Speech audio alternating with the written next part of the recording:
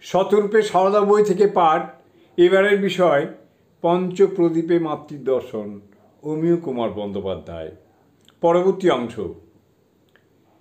শিশিমা কে? শিশিমা কি? কি তার স্বরূপ? কেন তার মাতৃলীলা?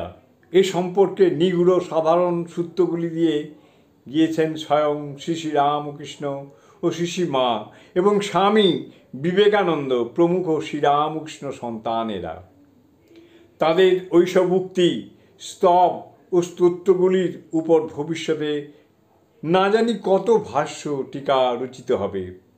এদের সব কথার সার বোধহয় এই যে শ্রীরামকৃষ্ণ শুধু মাতৃভাব সাধনাই করেননি বা মাতৃভাব প্রচার করেই ক্ষান্ত থাকেননি, সর্বকালের জন্য প্রতিষ্ঠা করে গিয়েছেন মাতৃভাবের এক অনুপম বিগ্রহ, একটি মাতৃমূর্তি। সেই মাতৃমূর্তি শ্রী শ্রী মা সারদা দেবী। জয় মা, জয় মা।